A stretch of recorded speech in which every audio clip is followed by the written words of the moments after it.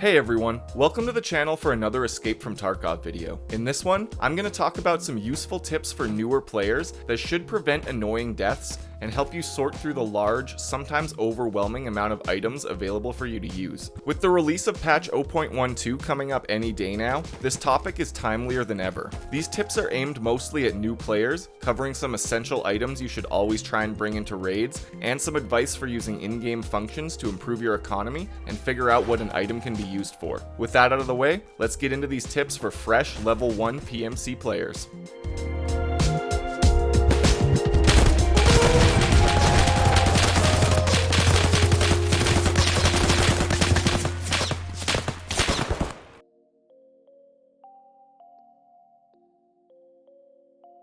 After all of my hours spent playing Tarkov, I've developed sort of a mental checklist of things that are pretty much essential to bring into a raid if you want to avoid the saltiness caused by an avoidable death. These are items that prevent bleeding, fix broken bones, let you walk when your leg is busted, and generally stop you from dying a slow, painful, and frustrating death. Most of these items are meds, but also consider things like water and making sure you have enough ammo for a prolonged fight if you need it. For my essential supplies, I try and make sure I always have the following on my character every time I load into a raid, as long as I have access to these supplies and the money to spend on them. A first aid kit and some kind of bandages, or a med kit that stops bleeding, enough to heal at least 2 bleeds. Splints to fix 2 broken bones so you can repair both legs if they're fractured, some form of painkillers, enough to let me fully cross the map with blacked legs, water, juice, or any other item that can replenish hydration if your stomach is blacked out, and loose ammo to refill mags after a big firefight. Obviously, you're going to want some form of healing, and it's definitely most convenient to have a med kit that heals bleeding as well, but using individual bandages works just fine. You're going to want enough bandages to heal at least 2 cases of bleeding, because as a low-level character, any bleeding wound is likely to tear open again once you start sprinting or jumping, and it's not fun bleeding to death in the middle of a field halfway to extraction. When it comes to splints, I try and have 2 regular splints or one of the 5-use aluminum splints on my character at all times. A broken limb, especially a leg, is a big annoyance, and a simple, cheap splint can completely fix the problem as long as the limb is not black, getting you back up to 100% fighting condition. Given how cheap and easy to find they are, I always try and make sure I have some splints on me. Painkillers basically fill the same role as a splint, allowing you to restore some function to a lost limb. However, while the splint can save a limb before it's blacked, painkillers help you after a limb has been blacked. You won't be at 100% efficiency like with a splinted fracture, but you will at least be able to walk and shoot without blurry vision. You're always going to want to bring at least 1 full pack of painkillers into every raid, but if you can bring something as a backup, that's great as well. If you can get your hands on a bottle of ibuprofen, these things have a really long duration and will generally get you through any raid. Next up, water or juice is a simple and extremely cheap addition to your loadout that will 100% save your life at some point if you remember to bring it frequently. When you get shot in the stomach and it gets taken down to 0 HP, you lose your hydration level very quickly. When this reaches 0, you start taking damage and will quickly die. As a low-level player, you lose hydration even faster because of your low metabolism skill. So just remember to bring water or pineapple juice from Therapist and you'll never have to worry about it. Finally, just make sure you have some kind of spare ammo on you. You'll never know how annoying it is to lose a fight by running dry on ammo if you just remember to bring some spare rounds.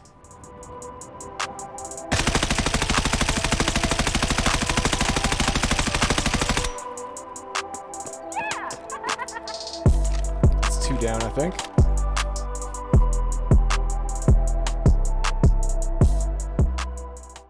There are a lot of items in Escape from Tarkov, an incredible amount.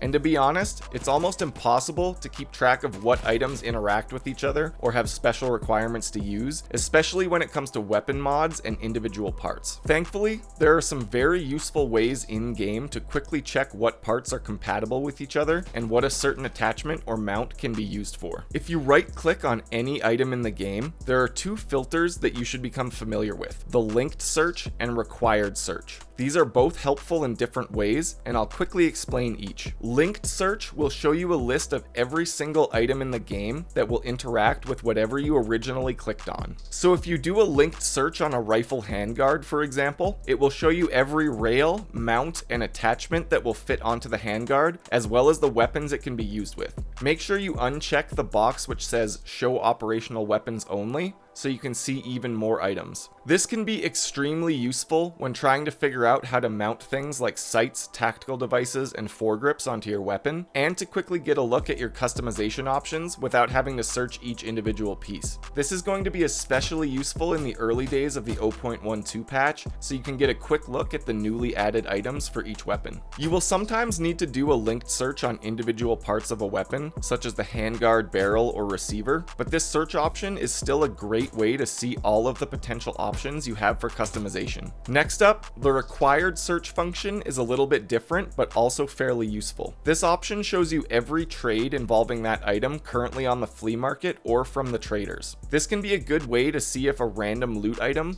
can be traded for something more valuable than the cash you'd get from selling it. On that point, I also recommend you make a habit of comparing the current flea market price of an item to the amount you would get from selling it to a trader. In many cases, you can make more, and sometimes quite a lot more, by selling loot on the flea market as opposed to just to the traders. Especially when it comes to quest items and barter loot, it's really in your best interest to check and see if you're missing out on huge profits by just selling to the traders.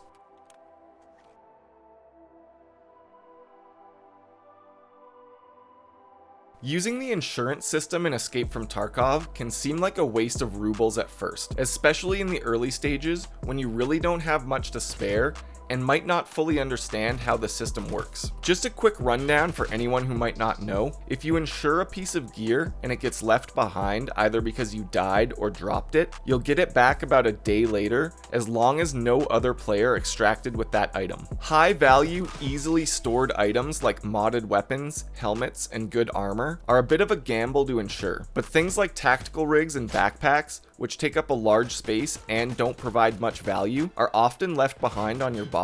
If you play the game regularly and use your insurance consistently on certain essential items like backpacks, tactical rigs, and mid-tier armor vests, you might be surprised at just how often you find these items coming back to you the following day. If you insure these kinds of items in every raid, you can basically create a repeating loop of returns on basic parts of your loadout, and then you can largely avoid paying full price for them outside of the insurance fee. This can really save you money in the long run, as the insurance price for something like a basic tactical rig is a fraction of the cost of buying a new one every time you die. For the insurance itself, I recommend just keeping it simple and sticking with Proper as the insurance vendor. His fee is very low. You get the item back about 24 to 36 hours after losing it, and then you have 72 hours to claim it after the return comes in. If you aren't really struggling with making money in the game, I personally would recommend insuring your entire loadout, as long as you don't mind gambling a bit for the chance to get your hard-earned loot back. For those who can't just afford to spam their insurance, however, I still think it's a pretty good habit to insure low-cost, high rate of return gear like tactical rigs and backpacks. If you play regularly, it will definitely pay off in the long run, but if you only play once a week or so, make sure you aren't wasting your rubles on insurance that you won't be able to pick up.